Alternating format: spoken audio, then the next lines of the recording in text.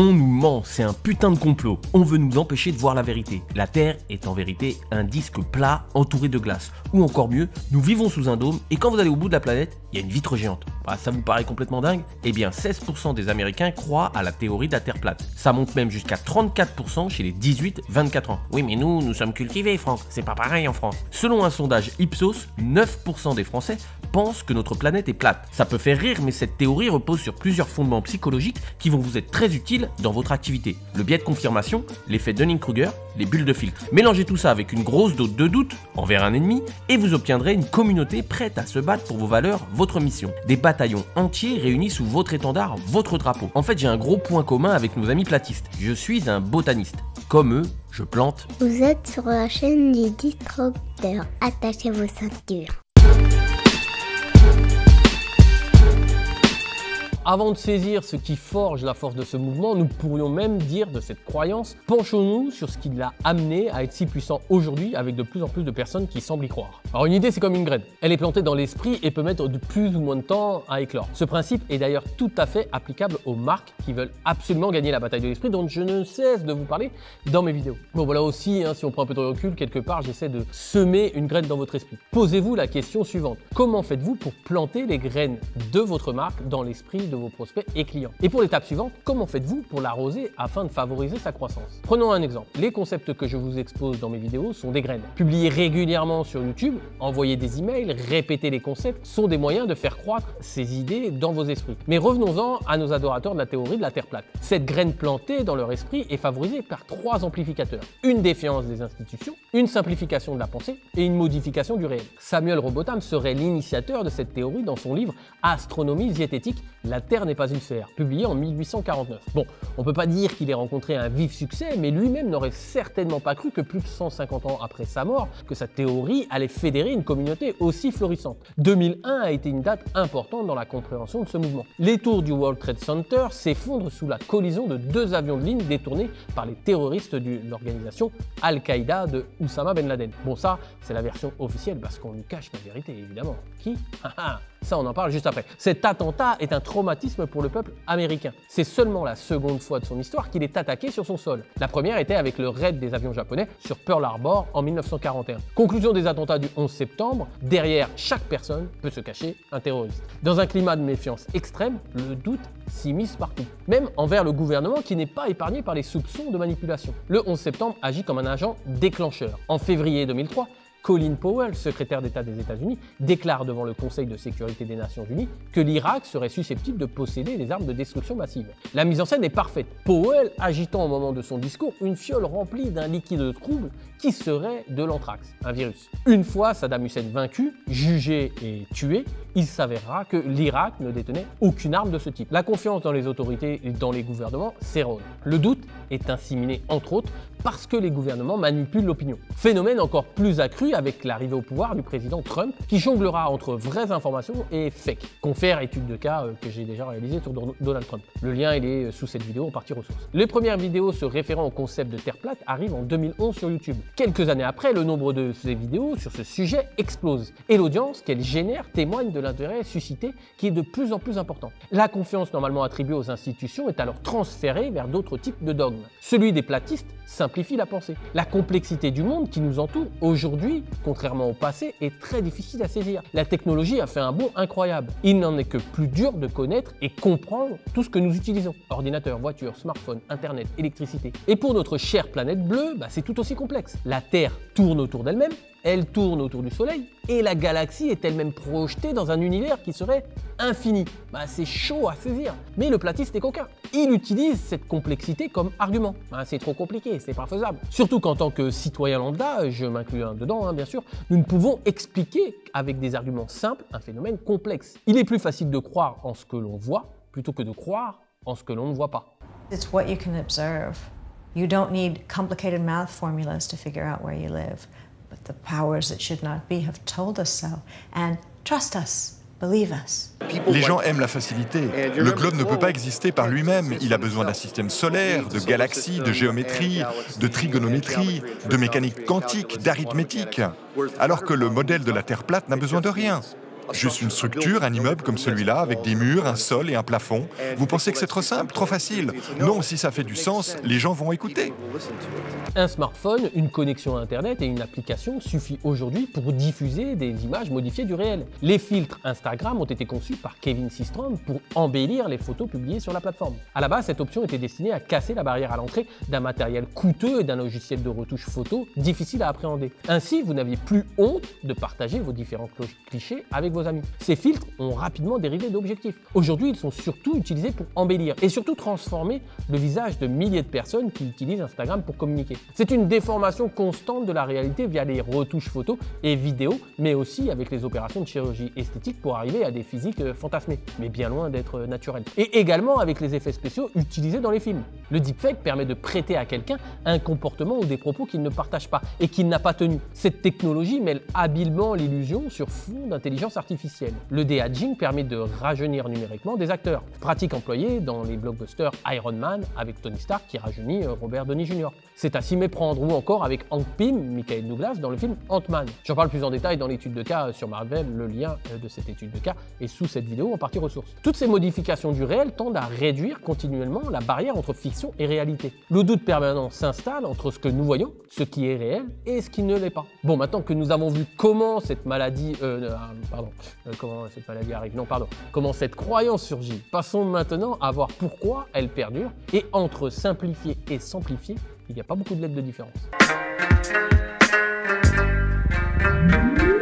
On dit merci qui? Hop, je vous vois venir. Non, on dit pas merci à Jackie Michel, mais plutôt à l'algorithme YouTube. Pourquoi? Eh bien, selon la théorie de la bulle des filtres établie par le militant internet Eli Pariser, YouTube, et tous les autres réseaux sociaux d'ailleurs, ne cessent de nous recommander des vidéos qui nous incitent à rester sur la plateforme. Donc, plutôt du contenu qui va valider ce que l'on pense. Le but est de rester un maximum de temps sur le réseau en question. Plus de temps vous passez, plus vous verrez de publicité, et plus vous rapporterez potentiellement de l'argent à la plateforme. Selon Pariser, la bulle de filtre désigne à la fois le filtrage de l'information qui parvient à l'internaute par différents filtres, et l'état d'isolement intellectuel et culturel dans lequel il se retrouve quand les informations qu'il recherche sur Internet résultent d'une personnalisation mise en place à son insu. Selon cette théorie, des algorithmes sélectionnent discrètement des contenus visibles par chaque internaute, en s'appuyant sur différentes données collectées sur lui. Chaque internaute accéderait à une version significativement différente du web et serait installé dans une bulle unique optimisé pour sa personnalité supposée. Pour la faire plus courte, plus vous allez regarder un sujet, plus ce sujet vous sera montré. Si je tape par exemple complot du 11 septembre, l'algorithme cessera de me suggérer des vidéos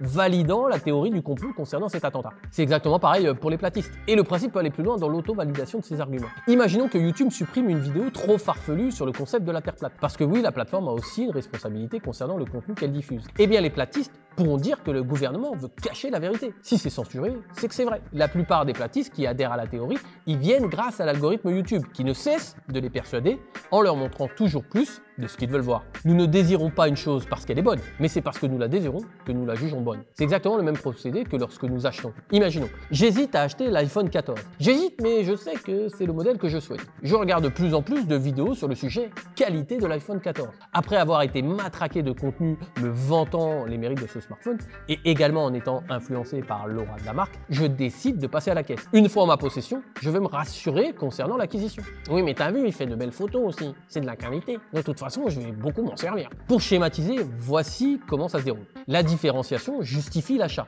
La différenciation est au cœur de l'image de marque. L'image de marque permet l'émergence d'émotions. Les émotions suscitent l'achat. Quand nous voulons croire, nous nous persuadons. Et plus nous nous persuadons, plus nous croyons. C'est le principe du biais de confirmation. C'est la tendance instinctive de l'esprit humain à rechercher en priorité les informations qui confirment sa manière de penser et à négliger tout ce qui pourrait le remettre en cause. En somme, il s'agit d'une altération de la lucidité, voire de la mauvaise foi plus ou moins assumée. Nous cherchons d'abord les données qui prouvent que nous avons raison, plutôt que les données qui démontreront que nous aurons tort. Parce qu'au fond, accepter d'avoir tort n'est pas une sensation agréable. Le changement est un traumatisme pour l'être humain. Il faut tout remettre en question vis-à-vis de soi et surtout vis-à-vis des autres. La grande majorité des platistes sont sûrs d'avoir raison sans aucune preuve. En quelques vidéos, Ils estiment comprendre la complexité de notre monde, souvenez-vous du précédent chapitre, c'est ce qui est appelé l'effet Dunning-Kruger, ou comment avoir une très grande confiance en soi. C'est un biais cognitif par lequel les moins qualifiés dans un domaine pourraient surestimer leurs compétences. À l'inverse, les personnes les plus qualifiées auraient tendance à sous-estimer leur niveau de compétence et penseraient à tort que des tâches faciles pour elles le seront aussi pour les autres. Combien avons-nous vu d'experts concernant la pandémie au début de celle-ci?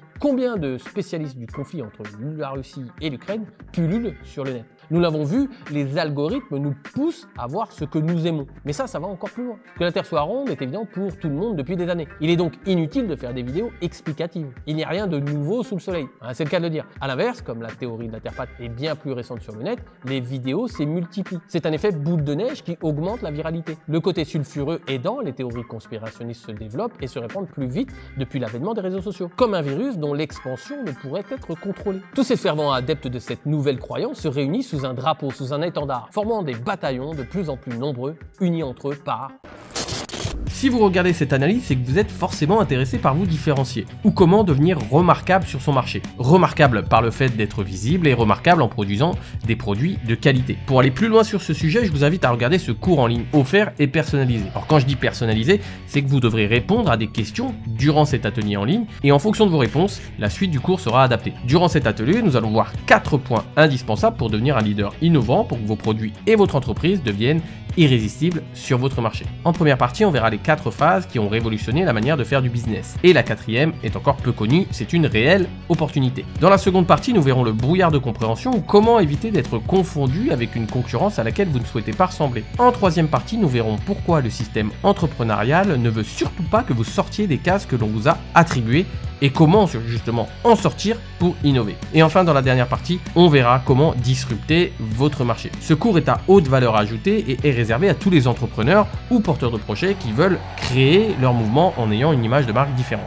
Pour regarder ce cours en ligne, offert et personnalisé, vous avez juste à cliquer sur le premier lien en dessous de cette vidéo en description, vous entrez votre email, vous répondez à un court sondage, donc c'est à vous de jouer si vous souhaitez vous différencier et être reconnaissable auprès des clients qui n'attendent qu'une chose, c'est de vous payer à la hauteur de votre valeur. Quand vous avez un savoir-faire, le savoir-être doit être à la hauteur.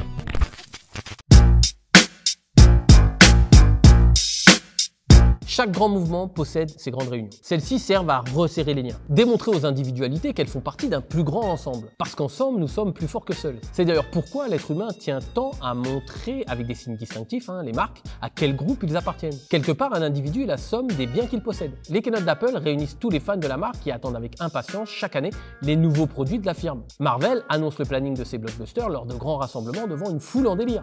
Pour aller plus loin, c'est exactement la même chose avec les mouvements politiques. Macron, avec 30 000 fervents croyants à Paris, la Défense Arena en 2022, ou les croyances religieuses, le déplacement du pape devant 50 000 personnes au Canada en 2022. Tous se réunissent dans une communion autour des croyances du mouvement. Et les platistes ne sont pas en reste. Flat Earth's positive.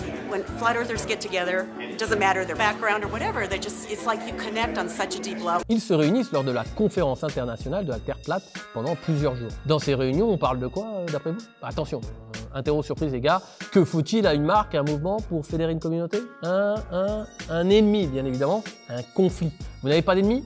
De conflit, vous n'avez pas de marque. Celui-ci cimente la communauté. Elle se réunit pour ne pas voir ses idées, ses envies disparaître au profit d'un autre groupe, l'ennemi. Et pour votre ennemi, c'est vous qui êtes l'ennemi.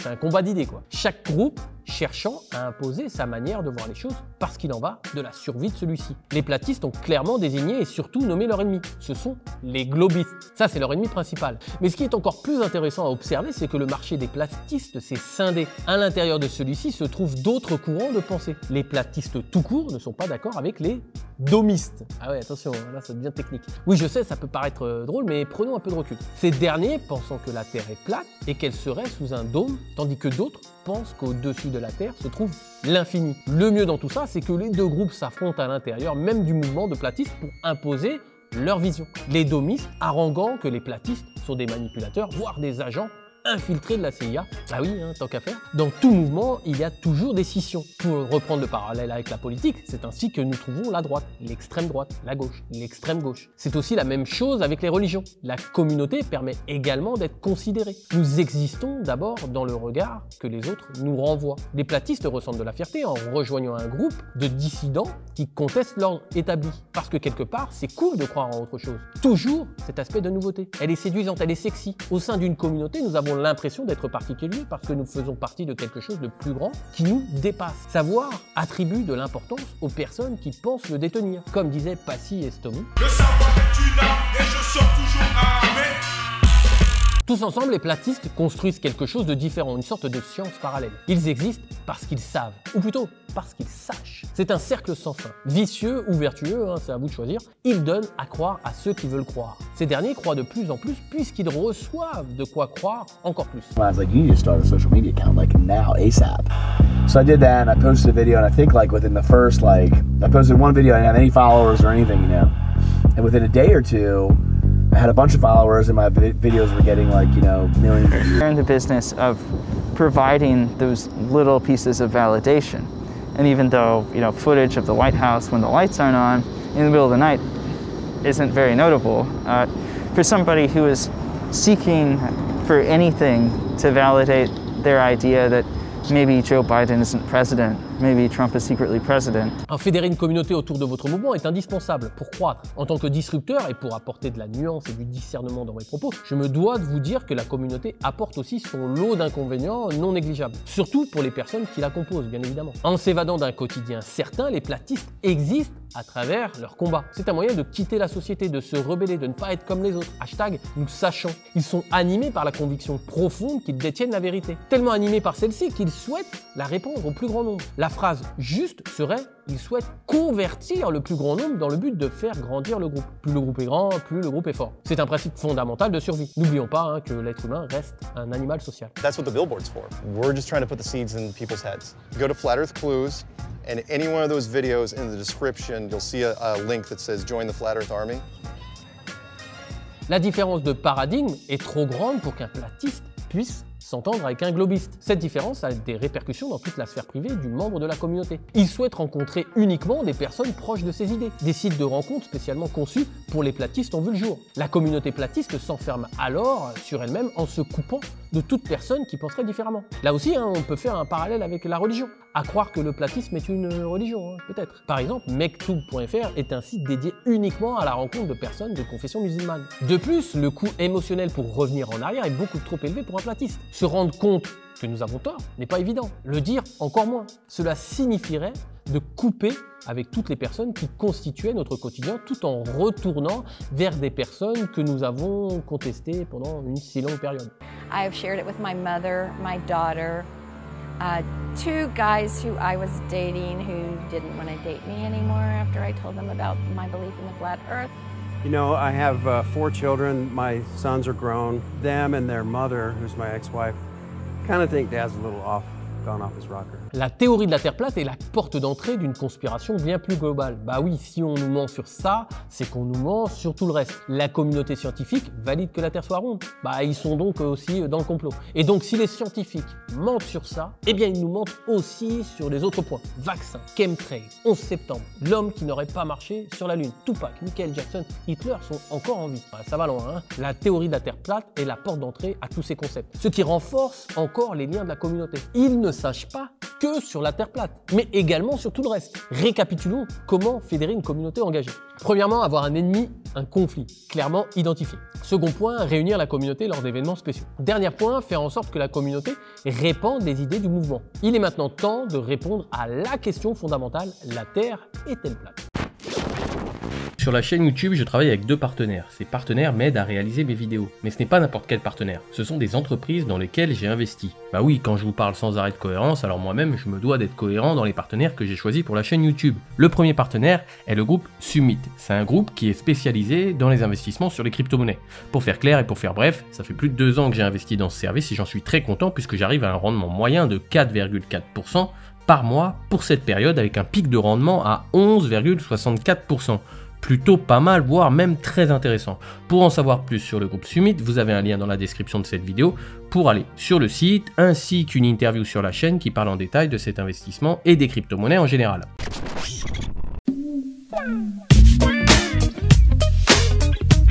Le biais de confirmation, l'adhésion à une communauté peuvent expliquer pourquoi nous avons autant de convictions sur les choses. Malgré les nombreux tests qu'ils financent eux-mêmes, je viens de le dire, pour prouver que la Terre est plate, tous se soldent par des échecs cuisants. Conclusion, les platistes doivent faire d'autres tests jusqu'à ce qu'ils arrivent à démontrer que notre planète est bel et bien plate. C'est ici que se situe une différence essentielle, une différence entre la croyance et la science. Cette dernière nous permet d'avoir des moyens de nous approcher de la vérité, j'ai bien dit approcher. La croyance est un sentiment pour se rapprocher de nos convictions. Les marques utilisent parfaitement ces leviers. Levi's nous vantent les mérites d'acheter leurs jeans parce qu'ils sont dans une économie plus vertueuse. Des vêtements solides qui durent pour éviter de trop consommer. Si j'ai un jean de cette marque, je suis quelqu'un de bien parce que je respecte l'environnement. L'application Vinted nous permet de recycler d'anciens vêtements. Nous pouvons donc surconsommer des vêtements anciens. Dans ce cas précis, surconsommer serait moins grave. Je suis donc quelqu'un de bien parce que je ne participe pas au consumérisme. Entre réalité, conviction, mensonge, la barrière est mince. Accepter simplement que nous ne savons pas est difficile. Souvenez-vous de l'effet de Dunning-Kruger. Surtout qu'à ce jour, dès qu'un moindre doute est émis, nous pouvons facilement être taxés de complotistes. En tant que disrupteurs, nous devons de cultiver le doute. Un peu de doute nous approche de la réalité, beaucoup nous en éloignent. La légende d'une entente parfaite de tous les gouvernements du monde entier ainsi que de toute la communauté scientifique pour maintenir un tel mensonge serait très compliqué. Plus il y a de personnes dans une confidence, plus il est difficile de maintenir un secret. Ils nous mentiraient tous, mais dans quel but? Pour cacher quoi? Alors là, si vous sachez, je veux bien avoir vos avis en commentaire. Mais après tout, les hérétiques qui pensaient que la Terre était plate il n'y a pas si longtemps étaient brûlés pour ce mensonge qui s'avère être la vérité aujourd'hui. Alors suis-je un conspirationniste? Suis-je un platiste? Suis-je un reptilien? Ou comme diraient les woke, suis-je un vélo? En tous les cas, j'ai choisi de n'être jamais l'énième copie d'une énième copie, sous peine de me transformer en photocopieur.